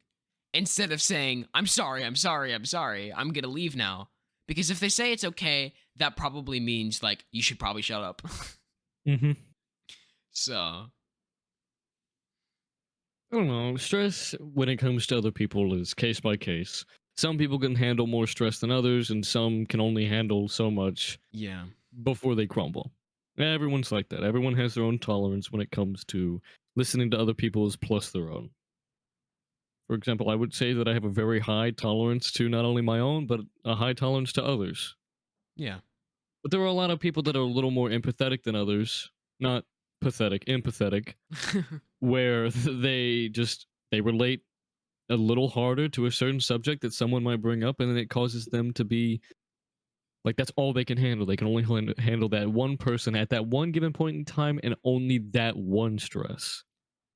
The fact that they're so empathetic though makes it like pile on top of them and they feel obligated to help other people even though they can only handle this many or like one or two people, and they think about it so much because of their empathy. But then it's just like everybody walks in, and since they're willing to talk about their problems with the other people, that makes everybody fucking talk to them because Mhm. everybody has their shit. So everybody starts talking to that one person, and eventually they're just gonna break.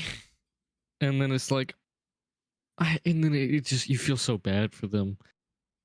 Yeah, honestly, Mewtwo, that's probably your best option. Yeah, there gets to a point where you just need to leave, and that's all you can do. If your friend's going through that, and you approach them and say, "Hey, I think you're like accidentally making these steps in the wrong direction, and I'm here to guide you." If it's like a month and they still haven't changed, you're just gonna go, "You either change now or I'm gonna fucking leave, dude." It's Mhm. just you have to have your point where you're done and you leave because you need to worry about yourself. Yep. They just don't let people walk all over you. Yeah. But going back to the whole people going to that one person because they are slightly more empathetic than others. Oh, I feel so bad for them Yeah. because then it's just like and it's not your fault It's not either. anybody's fault.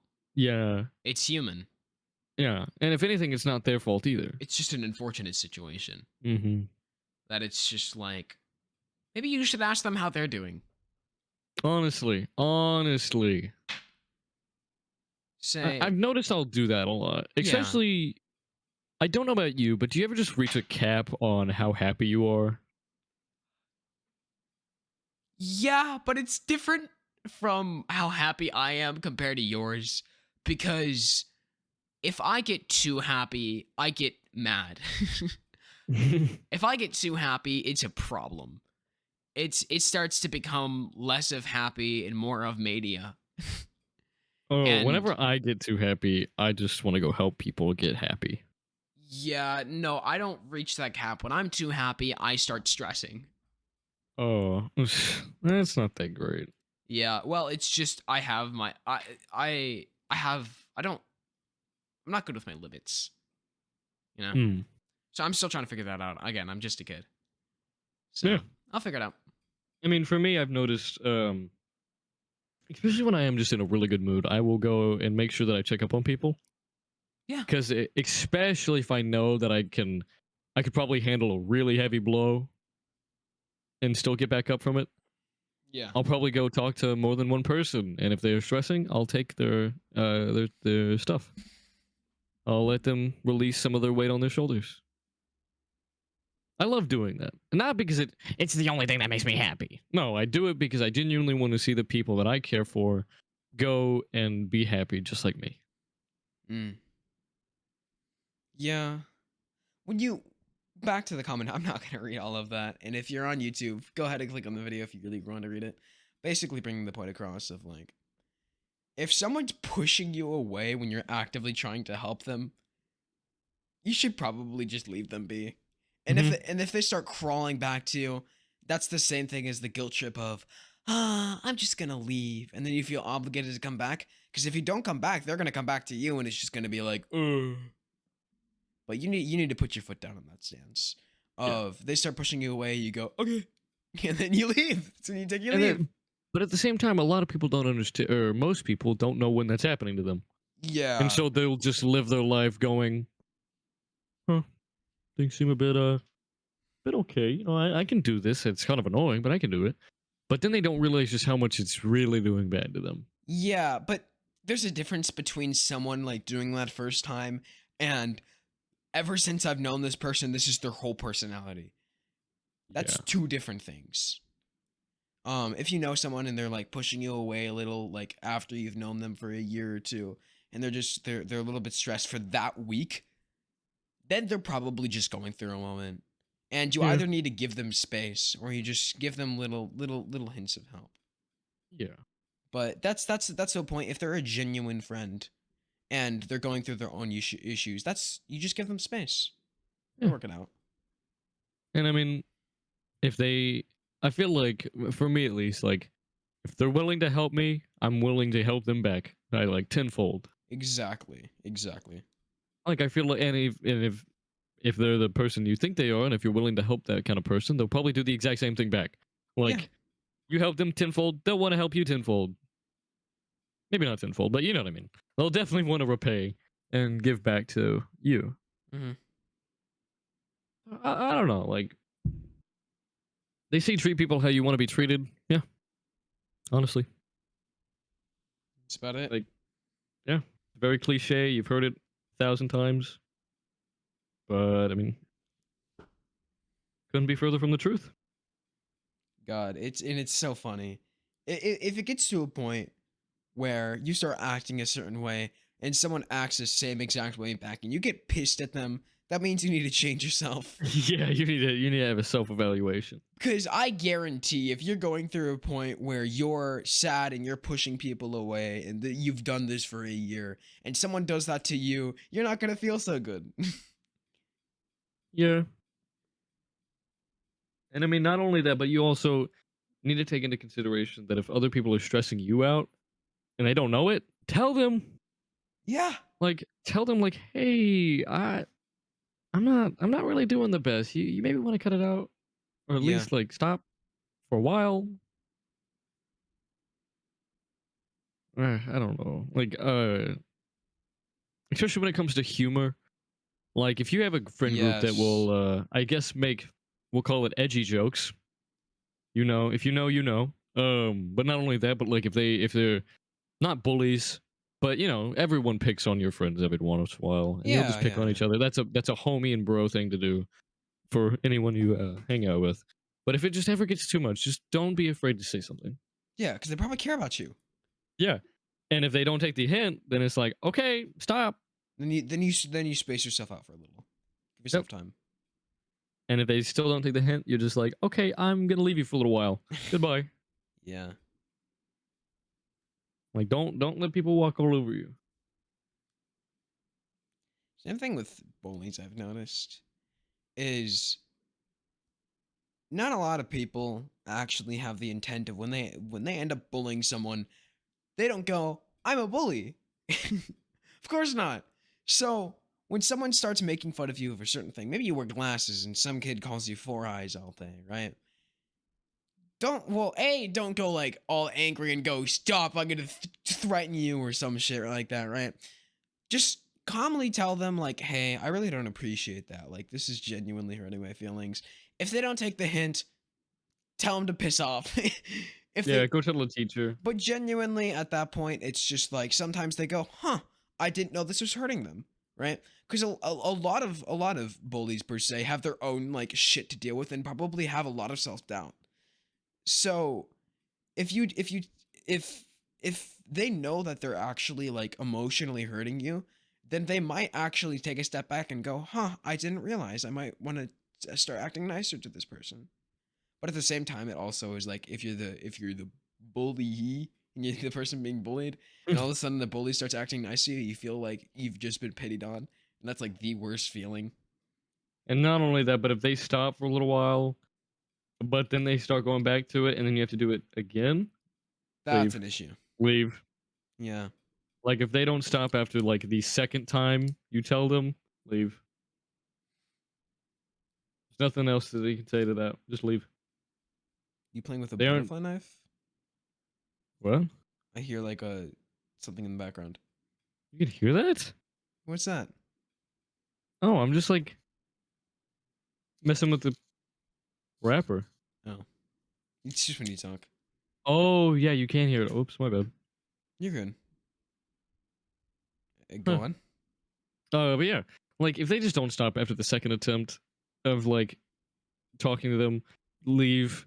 Don't give them a fifth, seventh, 1700, I don't know, attempt. Don't give Yeah. them 3 years like I did. Look at their intentions as well.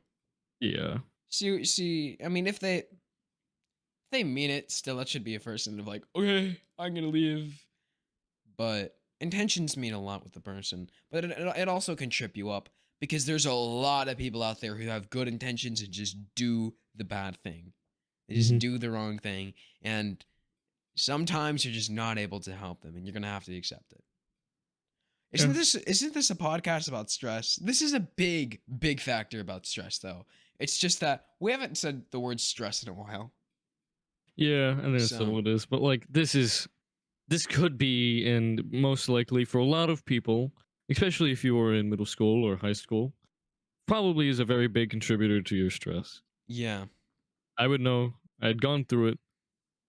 So, you know, from one brother, from another mother, you know, just don't let people walk all over you. You know, live for your own life. Don't live for others. If you know where that quote's from, you are Yes. truly cool. That's a big part. Live your fucking life. It's Hmm. yours. That doesn't mean be an asshole, but it just means that like, what if you never met that person? Why live for them? I don't Hmm. know.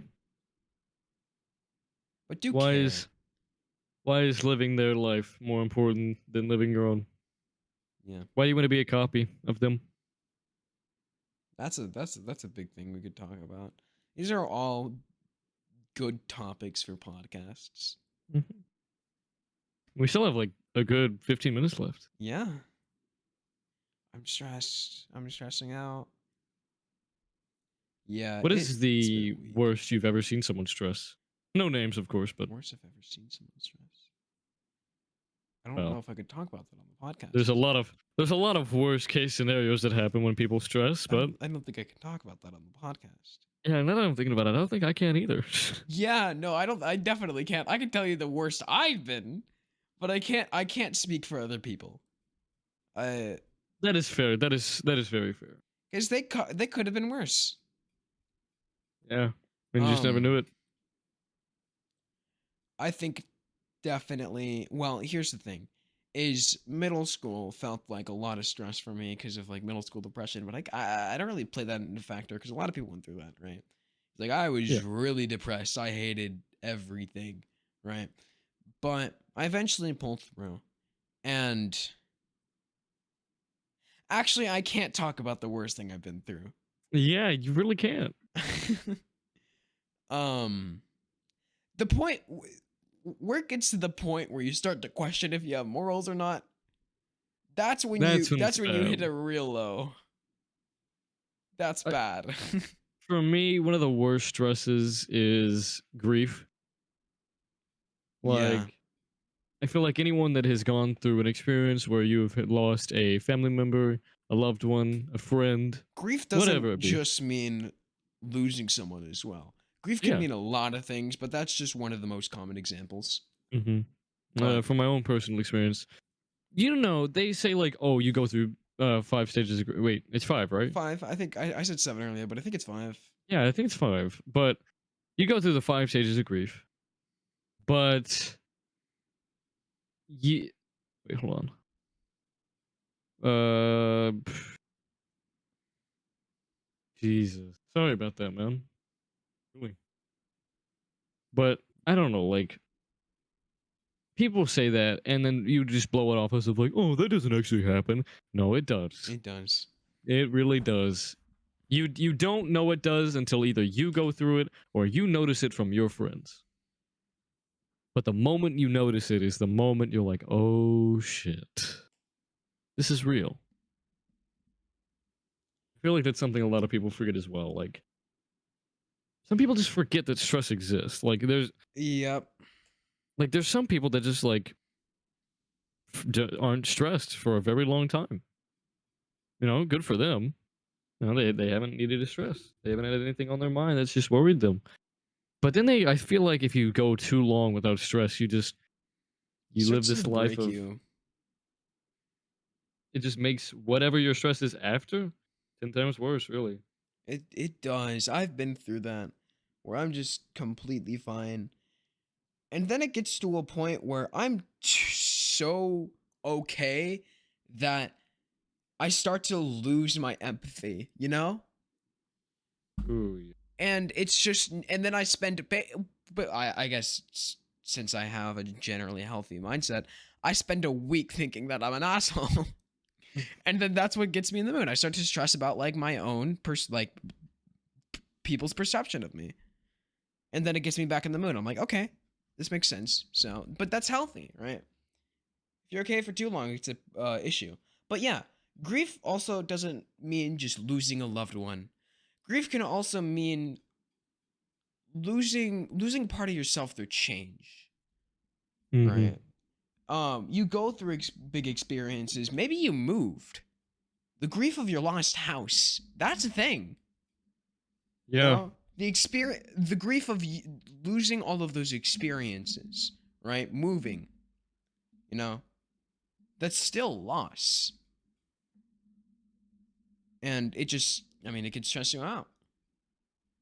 And that's okay.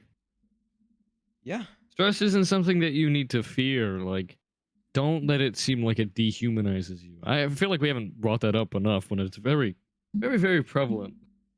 Like, a lot of people fear stress. It's like, oh my god, stress? Like, don't they fear it. stress about stress. Yeah, that's what a lot of people do. You know, view stress as something that will challenge and give structure to your life. We only try to challenge you to push you a little bit further down the road. You can't have a stable life without understanding that your support structure might not be able to handle an earthquake. You got to prepare for these things. And so Yeah. you have to run these stress tests, literally, to figure out what your weak points are. Once you can figure out what your weak points are, you can add more support to this one. Or to this one support beam that wasn't doing too well the last time. So maybe it'll be able to handle it just a little bit better, if not 10 times better than it did before. And stress is also, here's an example that can, or an analogy that can put stress into a good light, is stress is that angel on your shoulder, but it's also the devil, right? Where too much stress can make you overthink and make you, and give those little voices in your head and make you guide you towards the wrong decision. But also, stress can also contribute to, you're at a party, right? Your friends are drinking, and your little angel on your shoulder goes, "You have work tomorrow. Maybe you shouldn't drink." And you start to stress about it. That's good. But then, there's the devil who goes, don't stress about it. You'll be fine. And then you have a hangover the next day. Yeah. So it's just both. I mean, they're both there because of your stress, but also, stress also represents the angel on your shoulder. It's both. Yeah. It will always and forever be both. There's no case of good and, well, there's cases of good and there's cases of bad stress. You just have to be the deciding factor in which it ends. Mm-hmm. So, When it's I don't healthy. know. Yeah. When the stress comes out and ends out healthy, it's been a good stress. It's been a good stress. Yeah. You've had a good stress before, haven't you? Yeah. No, definitely. Like you're just like, whew, I got that assignment done. Hey, Valentine's Day is coming up. I was Yeah, just realizing that Valentine's because my mom, right before the podcast, brought me a bouquet of candy. It's like 2 Twix bars, 2 Kit Kats, and a Hershey's. And on the front it's a heart and it says "Pugs and Kisses" for Valentine's Pugs and Day. kisses. And it's like a pug kissing another pug on the side. I And guess real fast, I do wish everyone here that's watching a happy Valentine's. yeah, Unless you don't want a happy Valentine's, which then not happy Valentine's. then take time for yourself. Take a day to Yeah, play video games, maybe, if you do not have a partner, or spend time with your friends. honestly, that's why I'm going to prom. I'm not going to prom for a relationship. I'm going to prom for friends. Yeah, it's Yeah, totally okay. if you do not have a partner for your for Valentine, if you do not have a Valentine, then yeah, take the day to have fun. Yeah. Like today is just a day to you be you. You do you, boo. I don't know. Don't stress about it. But also I've always hated that. Oh, don't stress about it. just don't stress, bro. Easy, don't stress. You're good. You're You're good. good. You're good. Oh my Uh, god. I'm alive. Oh my lord. I knew you were gonna copy me once I did that. Oh my lordy lord. I God. I say that in school now. Wow. it just pisses people off, and that's I've about gotten so many people to start going, for real, dog. For real, Stop. for real. it. And then not only that, but a lot more people have started saying swag. Hell yeah, a lot of people say And that in so- high school now. Yeah, and it's because of me. Because of me, baby.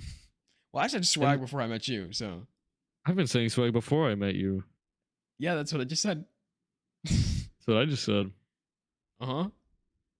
I said it after you, so I said it sooner. Swag. See, now you're fucked because I said swag before you. You suck. Swag. Well, I said it after you, so I said it the most recent. Swag. Well, swag and bitch. Damn. Yeah, I got you there. It's great to have these just moments. It is. We are kind of like coming down from this. Yeah. We have been talking nonstop. As we get in our little circle and simmer ourselves down. Everyone get crisscross applesauce. Yeah, crisscross applesauce in a circle, and let's evaluate our podcast. You know. All right, guys, get quiet.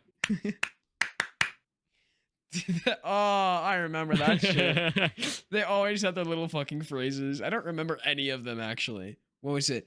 Class, yes. I don't remember that one. I had that All in I- third grade, and one time I said yes, no, and they're all like, "Oh my god, what did you just say to me?" They were like so pissed, and I was like, "I just wasn't feeling it now, Mr. Krabs," you know? Oh my god. Let's see.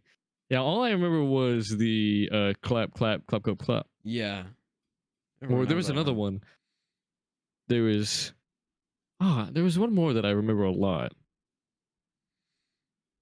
Oh, I don't know. This is our way of de-stressing, just kind of chatting for a little while Chill out, before the chatting. podcast ends. It's, what the podcast is just it's an excuse for us to talk more. For real. Like we don't talk enough. For real, for real. Uh-huh. For real, dog. Making me stressed, arm. Stop. You're adding to my stresses. Stop. Oh man. How to be an asshole 101. You guys should I do suggest that all of you watching, if you are here at the end, you guys should start saying swag more. Bring the word swag back. Oh yeah. And just start randomly talking about milk, and maybe just kind of like, you know, your friends walking up to you, they're talking about the most recent podcast, and you could just kind of go, "Hey, speaking of podcasts, have you ever heard of the Midnight Mill podcast on Twitch and YouTube? Follow and subscribe. You know, have a Discord as well. You know, come and hang out with their community. They're really cool. We sometimes have little calls that I like add everyone, and I'm like, hey, you guys want to watch me play Blade and Sorcery? You know, let us know when we're live, when we post a new video. Also, we have a YouTube channel where you can go check out our videos posted usually on Sundays. Sometimes we separate those into clips, as well as for the YouTube viewers, go check us out on Twitch. You know, go see us live and earlies with bloopers and all that jazz. And with that statement, do you think we're ready to just simmer down and let this podcast end? You know, I think we are. I think Yeah. we really are. And with that, thank you for joining this on this very maybe stressing, maybe de-stressing Midnight Mall podcast. And I am very happy you guys joined. And we will see you on the next one. See ya.